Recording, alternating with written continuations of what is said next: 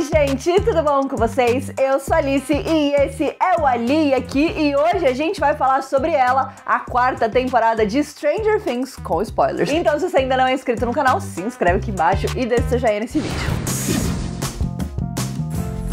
Antes da gente começar a falar sobre essa temporada que tá babado, confusão e gritaria, tem um convite muito especial pra vocês. A Americanas me convidou pra ir lá no canal deles pra participar de um vídeo muito especial sobre Stranger Things e o vídeo tá incrível. Vou deixar o link aqui na descrição, mas eu, a Ana Clara, a Ademara e o Abelha nos juntamos pra fazer uma espécie de gincana temática de Stranger Things e vocês precisam ir ver pra ver qual foi a dupla vencedora. Assim, sério, foi muito legal a gravação, o vídeo tá super divertido. Então aproveita, clica aqui no link e corre lá pra assistir. Bora falar então sobre a quarta temporada de Stranger Things, lembrando que este vídeo aqui vai ter spoilers. Se você quer uma análise sem spoilers, vou deixar no link aqui no izinho pra vocês e também vou deixar no link pra vocês as minhas entrevistas com o elenco de Stranger Things, que foram muito especiais. Alguns de vocês, né, tenho certeza, já assistiram, mas cada vez que eu assisto, eu fico ainda mais feliz com o resultado dessas entrevistas, que obviamente foi graças a vocês, então assim, tudo perfeito. Mas essa temporada a gente tem muita coisa pra falar, muita coisa pra falar. Sério, eu tenho um arquivo com todas as anotações de todos os episódios. Assim, eu poderia ficar 5 horas falando, mas vamos tentar manter esse vídeo aqui num tamanho assim, né, que dê pra gente assistir o vídeo, não seja simplesmente um outro episódio de Stranger Things. Como vocês já sabem, essa é a maior temporada de Stranger Things até agora. A gente assistiu então o volume 1, que vai do episódio 1 até o episódio 7. Esses episódios têm, em média, 1h15, 1h20 de duração, com exceção do episódio 7, que tem 1h40. É praticamente um filme. E, inclusive, por isso, eu decidi fazer um vídeo falando só sobre o episódio 7, porque eu acho que esse episódio, ele tá, assim, surreal. Então, vou fazer um vídeo falando sobre o episódio 7, sobre as revelações do episódio 7. Esse vídeo vai entrar no canal amanhã, e aí, na semana que vem, a gente conversa um pouquinho sobre as teorias e o que a gente pode esperar sobre o volume 2 de Stranger Things com os episódios 8 e 9, que vão chegar no dia 1º de julho. Lembrando que o episódio 9, que é o último episódio dessa temporada, ele também tem uma duração enorme, eu acho que são quase 2 horas de duração, então assim, boa sorte pra gente, porque vai ser difícil sobreviver até lá. Bom, pra falar então um pouquinho sobre tudo que rolou nessa temporada, eu vou dividir eles em grupos, porque eu acho que a temporada ficou muito dividida nos grupos de personagens, né, que estavam juntos em localidades diferentes, e eu acho que já dá pra falar de uma forma geral sobre isso, porque foi uma coisa que inicialmente eu tava um pouco em dúvida sobre se eu gostaria ou não dessa divisão. Os personagens estavam divididos fisicamente por conta dos direcionamentos que a história levou lá na terceira temporada, então já era de se esperar, mas eu tava achando que eles se uniriam mais rápido e não foi exatamente o que aconteceu. No final das contas, quando a gente tem o episódio 7 pra amarrar tudo que rolou nessa temporada, eu gostei, mas eu acho que essa divisão, em alguns pontos, tirou um pouco o ritmo em alguns momentos, né, porque às vezes eu queria ver o que tava rolando em determinado lugar e a gente ia, né, pra um outro lado e a gente conhecia outros personagens e tudo mais. E ao mesmo tempo também deixou várias coisas soltas, que obviamente, né, e eu espero que vão ser resolvidas nos 2 últimos episódios, mas assim, a gente teve a introdução de vários personagens e nem todos esses personagens entregaram tudo que eles vieram fazer. E sim, eu estou falando da Vicky, personagem da Amy Beth McNulty, né, que assim, ela tá lá, né, ela aconteceu no primeiro episódio e foi isso, mas depois a gente fala um pouquinho mais sobre ela. Então, obviamente, com essa quantidade enorme de personagens novos, com essa quantidade enorme de um vilão novo, de divisões muito grandes dentro da temporada, já era de se esperar que a temporada ela pudesse ficar um pouco dividida de uma forma geral, mas eu acho que quando a gente assiste todos os episódios e a gente olha a temporada como um todo, eu acho que ela funciona muito bem. Então vou começar falando um pouquinho sobre os meninos da Califórnia, porque afinal de contas, eles também são os personagens que tiveram a menor participação, e eu acho que talvez foi a minha parte menos favorita da temporada. Talvez isso tenha a ver com o fato de que praticamente todos os meus favoritos estavam em outro lugar. De qualquer forma, acho que é importante a gente falar sobre ele. Então, primeiro de tudo, o Jonathan, ele foi um personagem que ele ficou bastante de lado nessa temporada, né? A gente tem ali a trama dele com a Nancy, e depois a gente vai falar um pouquinho mais sobre a Nancy, mas a gente vê aqui então que ele tem um uma grande questão na vida dele, que é deixar a mãe e o irmão e a Eleven sozinhos depois de tudo que aconteceu pra ir pra faculdade viver a vida dele, né? Então isso é algo que pesa muito pro Jonathan, e eu achei que esse foi um desenvolvimento muito interessante pro personagem, principalmente porque ele é um personagem que passou por muitas coisas, assim como todos eles, né? Mas ele viu o mundo invertido atingindo diretamente a família dele por muito tempo, e obviamente que isso foi muito difícil pra ele. Eles já tinham uma família disfuncional, entre aspas, né? Mas eles já tinham questões familiares, então eu acho que ele se tornou ainda mais super protetor da família. Eu confesso que eu gostaria de ver ainda mais desse lado emotivo, né? E mais emocional do Jonathan, de uma forma geral. Mas eu acho que a adição do Argyle como amigo dele, como uma pessoa pra estar ali com ele, foi muito boa. Porque até então, o Jonathan, ele existia orbitando em volta da Nancy. E eu acho que quando a gente tem essa adição desse novo personagem, e é um personagem que tem uma dinâmica parecida com a dele, né? Então tem essa piada deles usarem muita droga, deles estarem sempre fumando maconha e tudo mais. Então eu acho que tudo isso funciona. E de qualquer forma, o Argyle, ele acaba sendo um personagem que coloca um pouco de senso na cabeça do Jonathan também, né? Então eu acho que essa troca entre os dois personagens é muito boa. Então eu gostei do que o personagem do Argyle fez com o personagem do Jonathan. Mas eu acho que existiu essa história, né? De novo, ela me parece bastante derivada ali do que acontece com a Nancy e do que acontece com o Will, que inclusive é um personagem, né? Eu fico um pouco triste porque o Will, ele é um dos personagens originais, né, de Stranger Things, assim como o Jonathan. E eu sinto que eles não têm tanto espaço. Eles acabam ficando muito jogados de lado. E nessa temporada eles ficaram bastante, pelo menos nesse primeiro volume. Eu imagino que possivelmente no volume 2 a gente deve ver um pouco mais deles, porque provavelmente a gente vai ver eles se reencontrando com a Eleven, né, e eventualmente se reunindo com os outros em Hawkins. Mas o Will, ele ficou completamente apagado. E aí a gente vai falar sobre o elefante na sala, que é a sexualidade do Will. Então muita gente especulava, criava teorias, gostariam, né, de ver o Will saindo do armário, se assumindo como um personagem gay. Acho que seria uma coisa muito interessante, mas confesso que eu não estava botando fé nenhuma de que isso iria acontecer até assistir esses episódios. Desde o primeiro episódio eu já tava assim...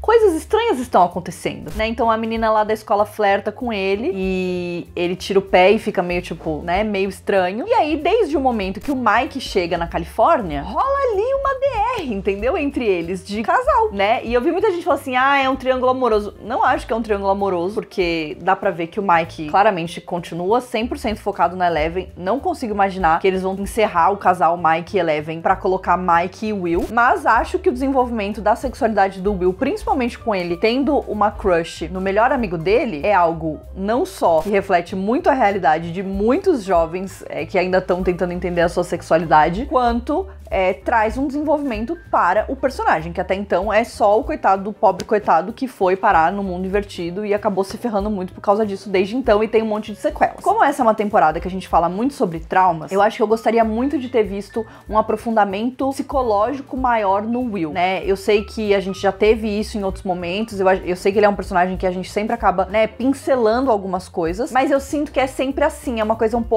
coisa não tão profunda e que eu gostaria de ver aprofundado. Estou com uma pulga atrás da orelha em relação a essa dinâmica de Will e Mike. Eu acho que até agora ficou bem claro que existe um sentimento, né? Até a própria Eleven fala, né? Acho que ele tem uma crush numa garota e tal, e aí mostra lá ele pintando o quadro e tudo mais. E as conversas dele, né? Eu acho que até o ciúmes que ele sente da relação do Mike com a Eleven e de como o Mike continuou, né? Se comunicando com a Eleven desde que eles se mudaram da Califórnia, de Hawkins pra Califórnia, mas não aconteceu o mesmo com o Will. Ao mesmo tempo que também existe essa questão no sentido de que o Mike e o Will sempre foram o Mike e o Will melhores amigos e o Will se sentiu deixado de lado de uma forma ou de outra. Então eu tô curiosa pra saber aonde isso vai, mas cada vez mais fica claro que eles vão seguir por esse caminho. Não tô entendendo por que tá demorando tanto, né? Porque daí, de novo, a gente tem 2 episódios onde tem milhares de coisas que precisam acontecer e aí talvez não vai ter espaço pra desenvolver toda essa história, mas pode ser que isso culmine num momento muito dramático entre o Mike, o Will e a Eleven e que isso vai fazer sentido dentro da trama, e aí a gente pode desenvolver isso na 5ª temporada, né? Então, assim, estou atenta. O Mike honestamente, ele nem fede nem cheira pra mim nessa temporada, né? Eu acho que, tal qual todo esse grupinho da Califórnia, eles ficaram bastante de escanteio, né? Então, obviamente, o foco ali era o que tava rolando com a Eleven, principalmente na escola, né? Sobre ela sofrer bullying. Como eu já falei, essa é uma temporada muito focada em traumas, então a gente vai mergulhar bastante nos traumas, principalmente no trauma da Eleven, né? Em relação a tudo que rolou na temporada, no passado, na escola, enfim. Então, é trauma, trauma, trauma, trauma. Aqueles momentos dela mentindo pro Mike, né? E falando que a vida dela tava ótima e tudo mais. Cara, dava pra ver que ela queria que aquilo fosse a realidade, que ela queria que aquilo tivesse acontecendo, porque ela também não queria deixar ele preocupado, né? Não queria que ele ficasse, enfim, pensando que ela não tava bem e tal, porque ela queria mostrar pra ele que ela tava bem. Ao mesmo tempo, o Will tava ali tentando dar um ombro amigo pra ela, e ela também meio que não deixava ele tá ali pra ela. Então eu acho que tudo isso girou muito em torno da Eleven, e a gente teve todo aquele lance dela, enfim, dar uma patinzada na cara da menina e ser presa. Aquela cena me deixou angustiada de uma forma, porque daí os policiais chegam e iam prender ela, e eu tava tipo, meu Deus do céu, e a Joyce tá indo pro Alasca, pra Rússia, tipo, pelo amor de Deus, e eles tentando ligar pra ela, e a polícia simplesmente levou uma menina, tipo, uma menor de idade, algemada no carro. Olha, essas partes me deu uma agonia que eu não sei explicar pra vocês. Sério. E aí, tipo assim, ela vai presa e eles falam, beleza, vamos levar você pra um outro lugar, e eu tava, mano, o que vai acontecer? Sério, tipo assim, o que vai acontecer agora? Não é possível. E aí, enfim, lógico, ela acabou sendo resgatada. Não sei se a gente considera realmente aquilo um resgate, mas enfim, foi resgatado. Então vamos guardar essa discussão da Eleven pra daqui a pouco. Vamos falar um pouquinho sobre Joyce e Murray, que foram para a Rússia resgatar o Hopper. Outro momento que eu fiquei 100% angustiada com tudo que estava rolando, porque parecia que tudo dava errado. Achei que eles foram um pouco ingênuos de simplesmente confiar no carinha lá, no Yuri. Tudo bem, você dá 40 mil dólares pra ele, assim, tudo bem. Eu queria ter 40 mil dólares pra poder dar pra alguém se eu tivesse que salvar o meu namorado que eu achava que tava morto, mas na verdade tá preso numa cadeia da Rússia. Mas eles chegam lá e eles baixam a guarda, né? Tipo, esperando o cara contar e tal. Até pro Murray, eu achei que isso foi um pouco inocente da parte dele, né? Porque ele é sempre o cara, tipo, mais desconfiado de todos, principalmente em relação aos russos. E confesso que uma das coisas que eu mais gostei foi a amizade do Hopper com o guarda, né, o Antonov. Eu acho que a dinâmica dos dois, de primeiro ficarem se bicando, assim, né, e o Antonov ficar, tipo, provocando o Hopper de que ele não vai conseguir escapar, de que, tipo, assim, ele tem pouquíssimas chances de conseguir. E até o fato de que o Hopper escapa, né, e aí eu tava, meu Deus, e agora? Meu Deus, e agora? E aí, na verdade, o Yuri vendeu eles. Ai, olha, foram momentos, assim, muitos momentos de altos e baixos. Eu gostei muito de toda essa jornada do Hopper. Eu acho que em certos momentos ela me parecia cansativa, porque, de novo, era um vai e vem, o negócio parecia que não engatava, né? Valeu a pena no final, quando a gente chega no episódio 7 e tudo se resolve, entre aspas, valeu a pena. Mas assim, eu quase desmaiei milhares de vezes assistindo esses momentos, porque tava sério, tipo assim, surreal. Mas eu gostei bastante. Eu gostei também que a gente teve um desenvolvimento muito grande dos traumas do Hopper. Realmente, esse é o tema central dessa temporada pra todos os personagens. Dos traumas e eu acho que até dos medos, né, que esses traumas realmente acabam colocando nele agora. Então ele fala que, com certeza, a Joyce, né, e a Eleven estão melhores sem ele, o que a gente sabe que não é verdade, né, mas ele se sente uma pessoa, ele se sente culpado por todas as coisas ruins que aconteceram até ali, o que, obviamente, é um erro da parte dele, mas enfim, já todos estivemos nessa situação, talvez não exatamente na dele, porque a dele era um pouquinho mais dramática, mas assim, dava pra entender de onde ele tava vindo, e eu acho que esse desenvolvimento, e principalmente essa conexão que ele acaba criando com o Antonov, em relação, enfim, eles acabam tendo que se unir pra poder escapar, eu achei que foi muito legal, e acabou realmente dando esse aprofundamento, né? E eu acho, inclusive, que esses desenvolvimentos de traumas e de dinâmicas entre personagens, eles acabaram também sendo responsáveis por diminuir um pouco o ritmo da temporada, apesar dela ser uma temporada muito frenética, porque tem muitos personagens, tem muitas coisas acontecendo em paralelo e a gente fica meio tipo, meu Deus, beleza, o que eu vou prestar atenção agora? Ao mesmo tempo, ela tem uns momentos mais contemplativos nesse sentido, onde a gente tem diálogos mais longos de um personagem com o outro, falando sobre os traumas e falando sobre os medos e falando sobre tudo isso. Então, realmente, eu acho que tudo isso também me faz enxergar essa temporada como uma temporada que está caminhando para um encerramento da série, que vai acontecer na quinta temporada, que é a última temporada da série, e eu acho que também fala muito sobre aquilo que eles falaram quando anunciaram a temporada, né? Todo o começo tem um fim, enfim, mas é uma frase de efeito assim, que é exatamente isso. Eu sinto que a gente tá montando o espaço, montando o caminho pra gente chegar lá, e eu gostei que tiveram diversas coisas da primeira temporada, diversos elementos da primeira temporada que foram colocados aqui, né, pra gente ir se lembrando e ir meio que ligando os pontos e amarrando todas as coisas. Então eu acho que foi muito legal de ver isso, por mais que isso tenha, em alguns momentos, diminuído um pouco o ritmo da temporada. Eu particularmente não achei os episódios cansativos, por mais que eles sejam enormes.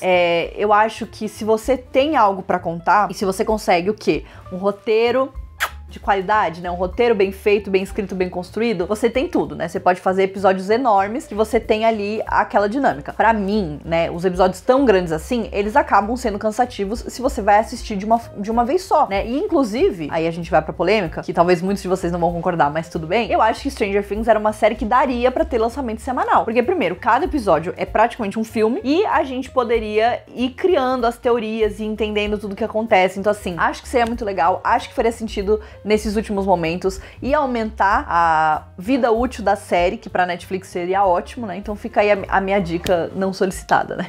Eu, particularmente, não assistiria todos os episódios de uma vez. Eu realmente separaria, eu assisti praticamente um por dia, desde que eu recebi os episódios, né, pela primeira vez. Então fui assistindo um por dia, pra mim foi excelente, sabe? Era a dose que eu precisava. Eu ficava com aquela vontade de dar play mais um, mas eu falava, não, amanhã eu dou. E aí no dia seguinte eu já tava lá imersa no negócio, então tipo assim, dava tempo de absorver os episódios e tudo mais. Então, acho que seria interessante. Voltando a falar um pouquinho sobre o pessoal da Califórnia, então, né, a gente tem tudo isso que tava acontecendo, a Eleven vai presa, a Joyce vai pro Alasca com o Murray, toda essa tragédia aí tá rolando. E depois disso, eles acabam ficando com 2 policiais. Obviamente, são duas pessoas que não dão a mínima, né, e no final das contas, um desses policiais morre e o outro é capturado. E eles acabam indo parar, né, e descobrindo que eles precisam ir pro Nina Project, pra onde a Eleven é levada, a gente também vai falar disso daqui a pouco. E aí eles precisam de ajuda pra descobrir aonde e eles vão e encontram a pessoa que eu não estava esperando que fosse aparecer, que é a Suzy, a namorada do Dustin. Eu achei que foi um jeito muito legal de conectar as histórias, né, e deles encontrarem a Suzy, apesar de ter achado todo o rolê da casa da Suzy completamente aleatório. Eu acho que essa parte da Califórnia, esse é o resumo, né, essa é a palavra que eu usaria pra descrever.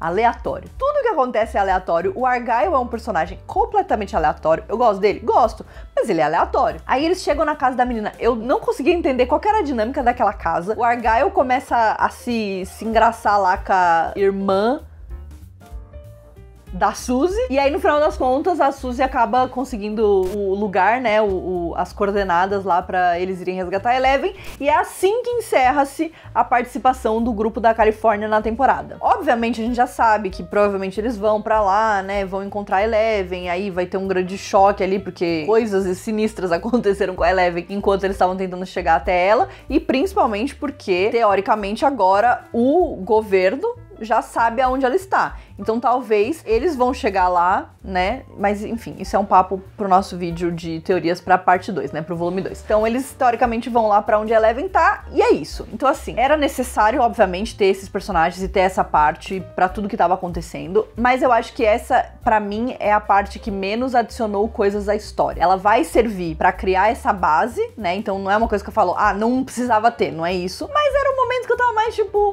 tá bom, queria ver o que tava rolando lá com os outros personagens. Então, aproveitando, vamos falar sobre Hawkins e tudo que acontece. Primeiro de tudo, a gente tem então um vilão novo, que é o Vecna. Achei que esse vilão maravilhoso. Ele é um vilão diferente, ele é um vilão mais violento, né, e mais gráfico, então eu acho que as coisas estão mais assustadoras nessa temporada, e eu particularmente gostei bastante. Falei bastante disso no meu vídeo, sem spoilers, né, no meu vídeo de primeiras impressões, que eu sentia que a temporada tinha amadurecido, assim como todos os personagens, né, porque a gente tá num momento bem histórias de terror.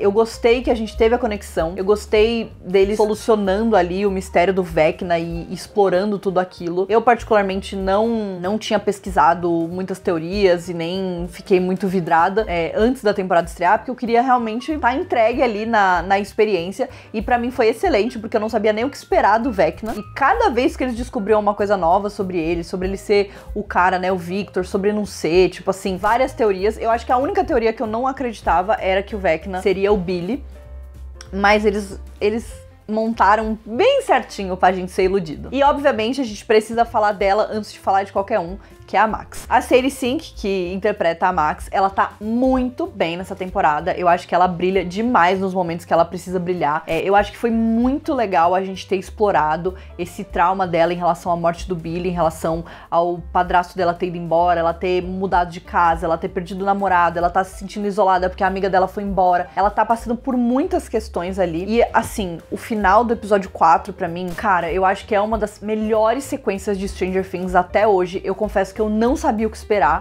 De novo, né? A gente viu, eu vi os trailers, óbvio, mas eu não pesquisei muito a fundo, né, sobre o que ia rolar nessa temporada, porque eu queria ser surpreendida. Só que no trailer, a gente tem o quê? A bonita da Max sendo elevada ali e tal, né, no cemitério e tudo mais. E aí, já tinham teorias, ela tá possuída, E no final das contas, no primeiro episódio, a gente vê o quê? O Vecna matando a Chris e ele faz o quê? Ergue e tal, e depois que ergue, já era. E eu tava assim, mano, eu sei que ela vai ser erguida. E agora? Então, tipo assim, eu assisti esse episódio suando frio. Parecia que eu ia desmaiar a qualquer momento. Eu falava, pelo amor de Deus, não podem matar a Max. E principalmente, como é que vão matar ela na metade da temporada? Era episódio 4, como é que vão matar um personagem, uma protagonista na metade da temporada? Eu tava indignada, revoltada, desesperada, tudo. Mas o jeito que eles fizeram foi perfeito. Eu fiquei roendo as unhas até o último minuto, sem saber se ela ia conseguir escapar ou não. E no final das contas, no final desse episódio, eu estava em prantos. Eles colocarem as memórias dela e as lembranças e a conexão dela com os outros personagens. Ai, pelo amor de Deus, o tanto que eu chorei nesse momento não está escrito. Eu estava em prantos, chorando, desesperada. Aí ela aparece lá de volta no cemitério, volta, né, a ser ela mesma. E aí, de repente, todos eles abraçam, o Lucas abraça o Dustin e o Steve, tipo assim... Ai, olha, e todas as conversas dela com o Lucas, eu não sei lidar. Sério, tipo assim, eu tô gostando muito do desenvolvimento deles. Obviamente rolou uma grande ruptura entre eles, né, na última temporada.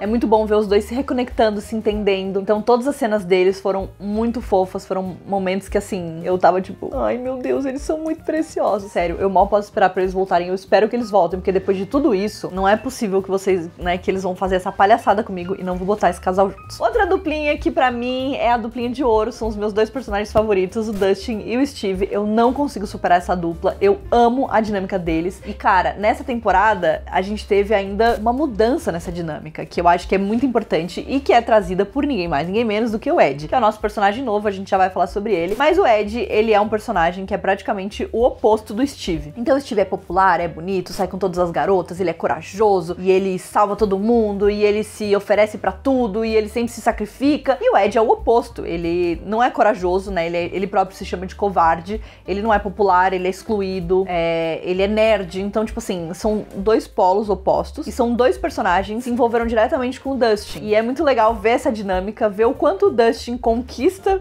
os dois de um jeito ou de outro, que eu acho assim, sério, a amizade deles é tipo assim, absolutamente tudo pra mim. E principalmente depois a conversa que o Ed e o Steve têm, onde o Ed fala que o Dustin, ele idolatra o Steve, o que a gente sabe que é verdade, e que inclusive o Ed sentia um pouco de ciúmes, né, da relação que eles tinham, de ver que o Dustin, ele admirava tanto o Steve, né, e o próprio Dustin faz uma piada com o Steve no começo da temporada, você tá com ciúmes porque eu tenho um outro amigo mais velho e tal, não sei o quê. E é isso, né? Então assim, a dinâmica entre eles tava maravilhosa, dá pra ver que funcionou muito bem e continua funcionando. Então assim, eu amo quando colocam os dois juntos, e amo o quanto eles se preocupam um com o outro, né? O quanto eles se bicam e se provocam e tal, mas no final das contas, tipo, eles se amam, né? E formaram realmente uma amizade muito verdadeira. Então pra mim, esses são os momentos mais... Ai, sério, eu não consigo lidar, não consigo lidar.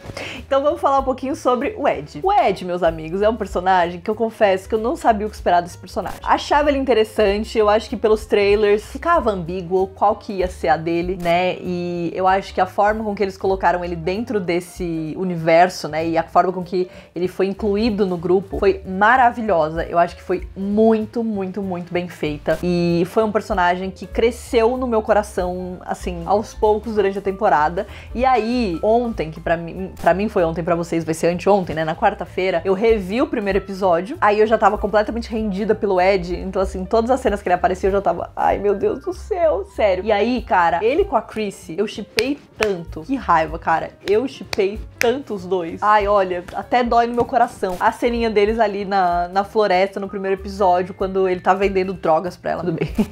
Ele tá vendendo drogas pra ela, mas eles conversam e daí ele fala, você não é tão assustador assim. E ela fala, você não é tão assustador assustador assim, eu tava tipo, não. Passei mal com isso, gente, passei mal. Jason, olha, que tenho a ver, porque esse Jason aí, pelo amor de Deus, eu atropelaria ele tranquilamente.